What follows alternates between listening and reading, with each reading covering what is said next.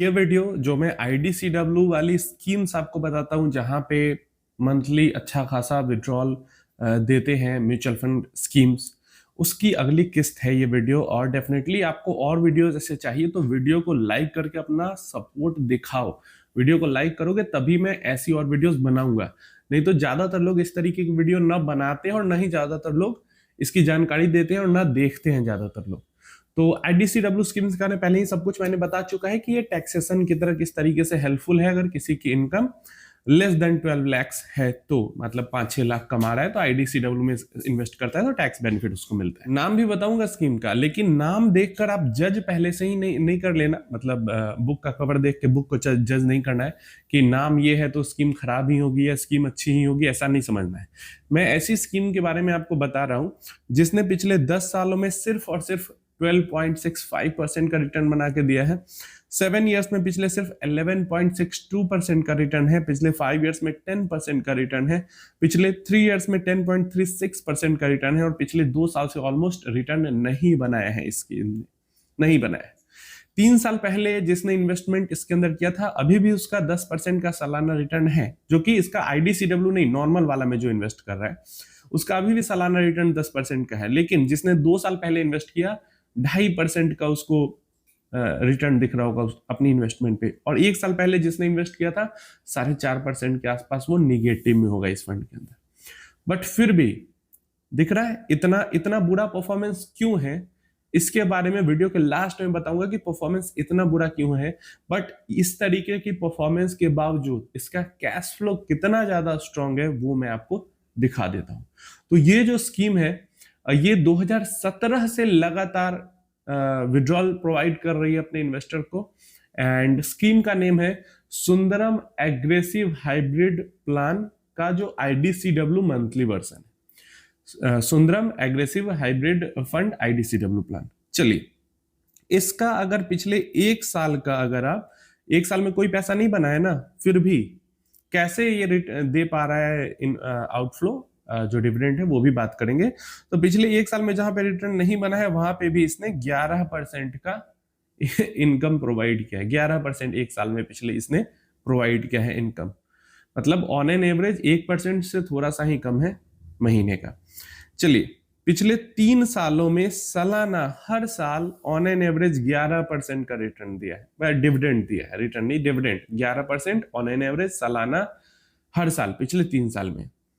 इसके बाद पिछले 5 सालों में 10.74%, तो 10.5% से ऊपर ही 11% के आसपास का डिविडेंड हर साल पिछले 5 साल में इसने प्रोवाइड किया है ना। 10% से ऊपर पिछले 5 साल से लगातार हर साल डिविडेंड देती आ रही है। और पिछले 7 साल का अगर हम यहाँ पे देखते हैं तो 8.24%, 8.8%, 8.25% के आसपास का सालाना पिछले 7 साल से लगातार देती आ रही है। क्लियर है ये चीज? 10 साल में भी 8.5% का इसका है। अब इसके आगे बढ़ते हैं कि रिटर्न नहीं दिया फिर भी डिविडेंड दे रही है तो इससे क्या होगा? इससे एनवी डाउन होगी, होती है, डेफिनेटली होती है। चलिए आपको दिखा देता हूं। तो 2016-17 के आसपास ये जो है 25 रुपए की एनएवी इसकी हुआ करती थी 2016-17 के आसपास, तब से डिविडेंड दे रहा है। हमारे पास जो डेटा अवेलेबल है हम देख सकते हैं 2016-17 से देख सकते हैं इसका डिविडेंड हिस्ट्री। 25 रुपए की यूनिट हुआ करती थी और उस टाइम पे ये जो डिविडेंड दिया करता था उस टाइम पे भी 8-9% का डिविडेंड था इसका, लेकिन कंसिस्टेंट ऐसा नहीं था कि 0.9%, 0.8% लगातार दे रहे हैं। किसी महीने 0.6% देता था तो किसी महीने 1% दे देता था, है ना। तो ऊपर नीचे करके डिविडेंड देता था। 2016-17 के दौरान 25 रुपए के आसपास एनएवी थी। इसके आगे थोड़ा सा हम बढ़ते हैं यहाँ पे, तो 2024 के आसपास इसका हाई लगाया है इसने, अपना ऑल टाइम हाई जो एनवी का लगाया है वो सितंबर 2024 में लगाया है। 47 रुपीज पे इसकी एनवी चली गई थी। तो 7 से 14, 7-8 सालों में इसकी एनवी डिविडेंड देते देते 25 रुपए से बढ़ के 47 रुपए तक आई। ठीक है, ये चीज क्लियर है। इसके बाद यहां से जब आगे बढ़ते हैं तो करंट जो अभी समय है 2026 का, वहां पे जो इसकी एनवी है 47 रुपीज से गिर के 38 रुपीज पे आ गई। क्यों? क्योंकि रिटर्न तो बना नहीं पाया, रिटर्न तो बना नहीं है ना मार्केट के अंदर स्टेबल तरीके से पिछले 2 सालों में, लेकिन डिविडेंड तो ये प्रोवाइड कर ही रहा है। तो लगभग 10 रुपए से इसकी एनएवी घट गई है, 47 से 38 पे आ चुकी है। लेकिन जो डिविडेंड है वो मंथली दिया जा रहा है, लगातार दिया जा रहा है। ऐसे सिनारियों में जब मार्केट कंडीशन खराब हो और यूनिट की प्राइस जो है एनएवी है गिरती है, वैसे में आप डिविडेंड को री इन्वेस्ट भी कर सकते हैं चाहे तो। बट अगर आप नहीं भी करते हैं तो 2 साल में खराब परफॉर्मेंस के बावजूद और 11% सालाना डिविडेंड देने के बावजूद 10 रुपए से एनएवी गिरी है, 47 से 38 पे आई है, 9 रुपए 10 रुपए आप मान लो। ये चीज क्लियर है। अब पहली बार ऐसा नहीं हुआ, पास्ट में भी ऊपर नीचे हुआ है। जैसे 2021 के टाइम पे मार्केट रैली के दौरान पे इसने 43 रुपए का एनएवी हाई 2021 के टाइम पे ही 21-22 का जो मिडिल था 43 के हाई पे चला गया था वहां पे 2021 में। उसके बाद 2022 में जो गिरावट हुई वहां पे 43 रुपीज से गिर के 35 रुपीज पे आ गया। ठीक है, दो डिविडेंड लगातार चल ही रहा है। 2021 में 43 रुपीज तक चला गया इसका एनएवी, 2022 में गिर के 35 रुपीज पे आ गया। फिर 2023-24 की रैली में 35 रुपीज से बढ़ के 47 रुपीज तक चला गया, और फिर जो 25 और 26 जो ये गिरावट चल रहा है वो 47 से 38 रुपीज पे आ गया।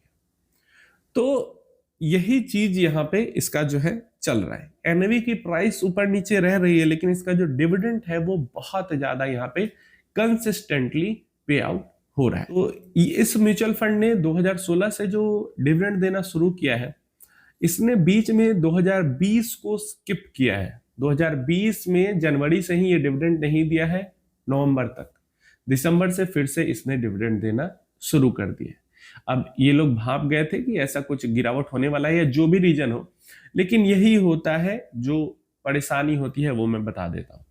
जब सडन क्रैश आए इतना बड़ा कि एक ही महीने में 35, 40, 50% तक गिर जाए मार्केट, तो वैसे में हायर कैश फ्लो चाहिए, तो वहां पे कैश फ्लो को रोकना पड़ता है। अगर एसडब्ल्यूपी करेंगे तो हम खुद रोकेंगे, और डिविडेंड कोई दे रहा है तो वो फंड मैनेजर डिसाइड कर लेता है कि कब रोकना है कब नहीं रोकना है। यहाँ पे फंड मैनेजर खुद से दे रहा था तो उसने डिसाइड किया, उसने रोक दिया। लेकिन यहीं पे जो 6%, 5% देने वाले डिविडेंड म्यूचुअल फंड स्कीम है, उसमें आप देखोगे जैसे एडलवाइस है, एचडीएफसी है, ये सब है, इन्होंने 2020 में भी रोका नहीं अपना देना, क्योंकि जब हम कम कैश फ्लो दे रहे हैं, कम कैश आउट कर रहे हैं, तो ऊपर नीचे से कम फर्क पड़ता है, लेकिन ज्यादा कर रहे हैं तो ज्यादा फर्क पड़ता है। अब ये सुंदरम का जो एग्रेसिव हाइब्रिड फंड है, अब यहाँ पे ये भी समझ लो, मैंने पहले बताया, लास्ट में बताऊंगा। तो ये लोग इतना कम रिटर्न इसलिए बनाते हैं कि इनका जो प्राइमरी फोकस है वो रिटर्न बनाने से ज्यादा कैश फ्लो प्रोवाइड करना है। तो जितना ये कर सकते हैं डेट के अंदर इन्वेस्टमेंट करते हैं, जितना ये कर सकते हैं स्टेबल कंपनीज, डिविडेंड देने वाली कंपनीज या ऐसी कंपनीज जहां से इनकम जनरेट किया जा सके, ऐसे एसेट्स के अंदर इन्वेस्ट करते हैं इक्विटी कैटेगरी में ही। तो इस कारण से इनका ग्रोथ एनएवी पे ज्यादा नहीं होता है, लेकिन कैश फ्लो इनका बहुत ज्यादा बेहतरीन रहता है ना। प्राइस यूनिट की नहीं बढ़ेगी ज्यादा, क्यों नहीं बढ़ेगी? क्योंकि जो कमा रहे हैं सब दे दे रहे हैं। मतलब लगभग 10-11% साल का ये कमाते हैं, और लगभग 10-11% जितना ये कमा रहे हैं उतना इन्वेस्टर को प्रोवाइड करते रहे अपना एक्सपेंसेस काटने के बाद। तो ये फंड सुटेबल किसके लिए है? अगर इस टाइप का कोई इन्वेस्टर हो जिसको अपने कॉर्पस में अपने जो मान लो 10 लाख रुपए डाल दिए, तो उस 10 लाख रुपए से अब उसको पैसा नहीं बढ़ाना, उसको मतलब उससे नहीं कि पैसा बढ़े या ना बढ़े, घटे ना, ये जरूरी है, लेकिन बढ़ने से उम्मीद नहीं है, कैश फ्लो चाहिए तगड़ा। तो 8,000 9,000 रुपए तक का 10 लाख रुपए से कैश फ्लो जनरेट ये जो स्कीम है वो कर देगा, कर सकता है, जो पास्ट का इसका डेटा बताता है। अब गारंटी कुछ नहीं होता, ना तो इक्विटी में कुछ गारंटी होती है, आपको पता ही है, ना डिविडेंड में कुछ गारंटी होती है कि देगा ही देगा, बाध्य नहीं है म्यूचुअल फंड। लेकिन पास्ट जो कंसिस्टेंसी रही है और डेटा रहा है वो यही दिखाता है कि अगर हाई कैश फ्लो चाहिए, अगर कैपिटल एप्रिसिएशन नहीं चाहिए, हाई कैश फ्लो चाहिए, तो ये स्कीम उसके लिए सुटेबल हो जाती है। हाँ, अगर cash flow plus capital appreciation चाहिए, मतलब पैसा भी बढ़े और पैसा आता भी रहे, तो वहां पे आपको कम डिविडेंड वाली स्कीम, जैसे मैंने बताया एचडीएफसी का काफी बढ़िया बैलेंस एडवांटेज फंड, या एडलवाइस का यहाँ पे फंड है वो बढ़िया है एग्रेसिव हाइब्रिड, वो सब 5-6% तक कैश फ्लो देते हैं और बाकी पैसा एप्रिसिएट होता है। यहाँ पे ये 10% 11% तक पूरा निकाल के इन्वेस्टर को ही दे देते हैं। और देखिए, कम कैश फ्लो देना है तो उस पर रिटर्न आपको एग्रेसिव हाइब्रिड कैटेगरी में भी 13-14% तक जाते हुए दिख जाएंगे। लेकिन हर महीने पैसा देना है तो वैसे में ज्यादा रिटर्न जनरेट करना डेफिनेटली मुश्किल होता है। एंड ये इनकी स्ट्रैटेजी, ये इनकी कमी नहीं है, इस फंड के लिए ये इनकी कमी नहीं है, ये इनके स्ट्रैटेजी का हिस्सा है कि इतना रिटर्न बना के इन्वेस्टर को दे देना। एक टारगेट इन्होंने बना के रखा हुआ है अपना। आप अपनी राय इसके बारे में नीचे कमेंट बॉक्स में जरूर भेज देना। जो लोग 55, 60, 65 तक पहुंच चुके हैं, उनके पास कॉर्पस है लेकिन समझ नहीं आ रहा कहाँ डाल के और अपना मंथली खर्चा चलाए, तो ये सब फंड वैसे इन्वेस्टर्स के लिए काफी बढ़िया हो जाता है, क्योंकि उनकी अदर इनकम भी नहीं है और टैक्स नहीं लगेगा, लाख रुपया भी मिलेगा तो इसलिए आप इस तरीके से इसको यूज कर सकते हैं। डेफिनेटली अपनी जो राय है नीचे कमेंट बॉक्स में जरूर देना, वीडियो को लाइक जरूर करना।